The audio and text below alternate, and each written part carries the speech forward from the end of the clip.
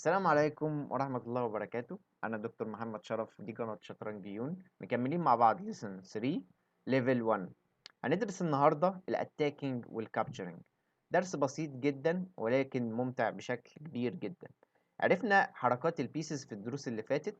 عرفنا إن الروك بتتحرك في ستريت لاين زي ما احنا شايفين، ولكن هي دلوقتي ما تقدرش تتحرك لأن في بون وفي نايت، فما ينفعش إنها تتحرك. عرفنا ان النايت يقدر ينط في وان ستيب حرف ال 2 سكويرز، وبعد كده شمال او يمين، يعني ممكن يجي كده وممكن يجي بالشكل ده. ممكن يجي في الاف 3. عرفنا ان الاف 3 لان اسم الفايل اف، الرقم الرانك 3، يبقى ده الاف 3. او ممكن يجي في الاتش 3، بس هنعرف بعد كده ان الاتش 3 ده مش مربع حلو ان الحصان يجي فيه. طيب عرفنا ايه تاني؟ يبقى النايت ممكن يطلع عادي لان هو عنده الابيليتي ان هو ينط من فوق البيسز. طيب عايز اسال سؤال، البيشوب ده يقدر يتحرك دلوقتي؟ اكيد طبعا لا، لان في بونز واقفه قدامه، الطريق بتاعه دايجونالي مش سالك، فاكيد مش هينفع يتحرك دلوقتي. الكينج يقدر يتحرك دلوقتي؟ لا، برضو نفس الكلام بالنسبة للكوين والبيشوب التاني. ولكن النايت ده يقدر يتحرك لأن قلنا إن هو هينط، فيقدر يتحرك يا في السي 3 يا في الاي 3. طيب يعني ايه اتاكينج ويعني ايه كابشرنج؟ الايم بتاع لعبة الشطرنج هو ان احنا نعمل تشيك ميت للكينج لو انت بتلعب بالابيض، او تشيك ميت بالنسبة للوايت كينج لو انت بتلعب بالبلاك بيسز. طيب يعني ايه تشيك ميت؟ يعني الكينج ما يقدرش يسكيب في اي سكوير، الكينج معمول عليه اتاك من بيس تانية وما يقدرش يهرب في اي مربع، فدي حالة اسمها تشيك ميت وهندرسها قدام شوية في الليسنز الجاي. ولكن احنا عايزين نشوف حاجة مهمة جدا، الاتاكينج والكابشننج. تخيل معايا الروك دي واقفة في الاي 1، المربع ده اسمه A1، وفي نايت واقف في الاي 7. برافو، الاي اسم الفايل، 7 اسم الرانك، واقف في الاي 7. عايزين نعمل اتاك على النايت ده ازاي؟ الروك بتاعتنا عرفنا انها بتتحرك في ستريت لاين، بتيجي كده وتيجي كده. لو انا عايز اعمل اتاك على النايت، يبقى اروح في الرانك كده، يبقى انا قدام النايت، ساعتها اقدر اعمل كابشرنج. يعني ايه كابشرنج؟ يعني اكابشر بالطريقه دي. ايه ده؟ النايت اختفى من على البورد. اختفى لان حصل عليه هجوم من الروك بتاعتنا وعملت كابشرنج. كابشرنج يعني خدت البيس شالتها بره البورد. يبقى كده اللي قصادك الاوبوننت بتاعك او الخصم هيلعب ناقص نايت. طيب هل في حاجات تانية او امثله تانية؟ تعالوا نشوف مع بعض. لو عندنا بلاك كوين، شايف الكوين واقف هنا، اسم المربع ده ايه؟ بي 4. برافو. طيب اقدر اعمل اتاك على الروك؟ اقدر اعمل اتاك على الروك in just one move. دلوقتي انا اقدر اكابشر الروك. ليه؟ لان بكل بساطة هي في خط الهجوم بتاع الكوين، يعني انا اقدر اكابشر الروك واشيلها بره البورد. وطبعا انت عندك بورد في البيت، طبق معايا الكلام ده. طيب بص، في نايت، عايزين نعمل اتاك على النايت ده. النايت ده واقف فين؟ في السي 4. عايز اعمل عليه اتاك، هعمل ازاي؟ كذا طريقة.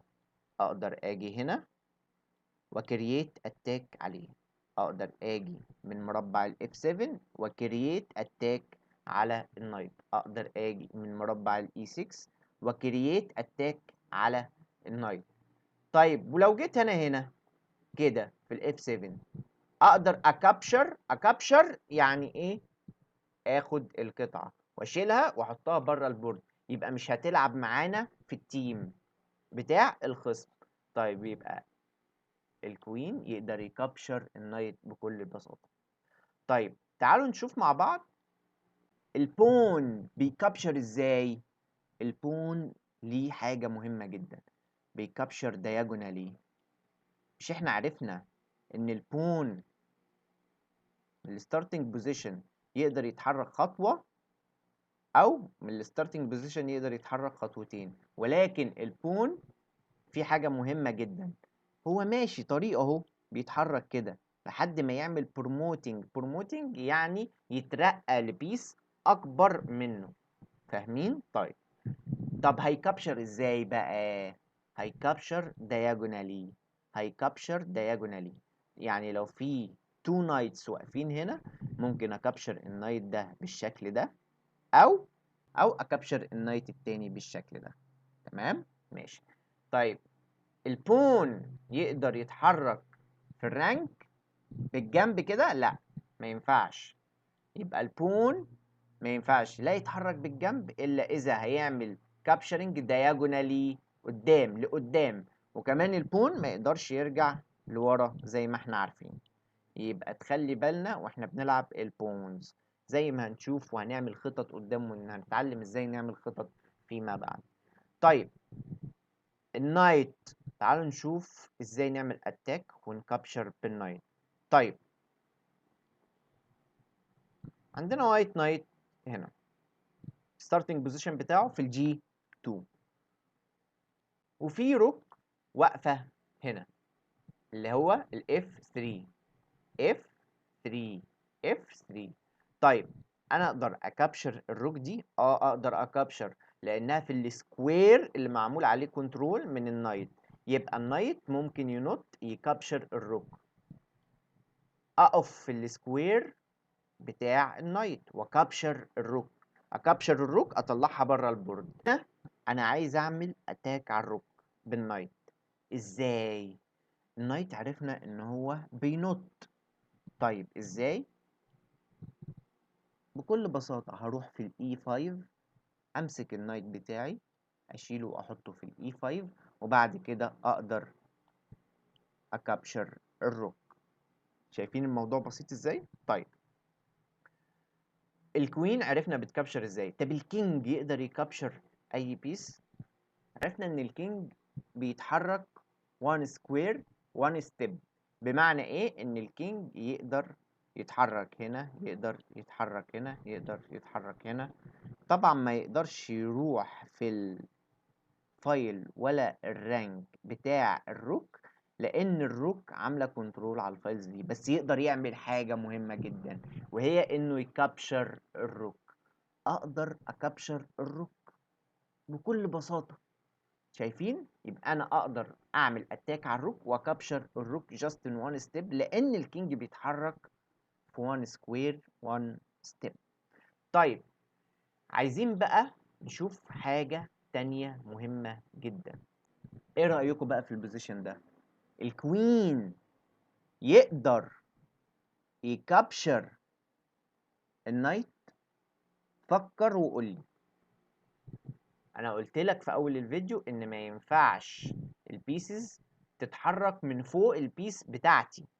تمام؟ طيب يعني الكوين ما يقدرش يعدي من فوق الروك، في روك قدامه، فالطريق مش سالك. يبقى الاونلي سكويرز اللي اقدر اجي فيها في الدياجونال ده هو المربع ده فقط. فعشان اعمل اتاك ممكن اعمل اتاك بالروك الاول، ويبقى انا كده عامل اتاك بالروك واتاك بالكوين. يعني انا ممكن اجي بالروك بتاعتي هنا عايز النايت، او عامل اتاك على النايت، ساعتها اقدر اكابشر، والكوين برضو تقدر تكابشر النايت. يبقى في الليسن النهارده عرفنا ازاي ناتاك على بيس تانية، وازاي نكابشرها ونطلعها بره البورد. اتمنى اكون الليسن النهارده فدتكم، وطبعا ما تنسوش سبسكرايب ولايك وشير الفيديو مع اصدقائكم، واشوفكم في الليسن الجاي ان شاء الله. لو حد عنده اي سؤال يكتب لي تحت في الكومنتس، وان شاء الله هجاوب على كل الاسئله. شكرا والسلام عليكم ورحمه الله وبركاته.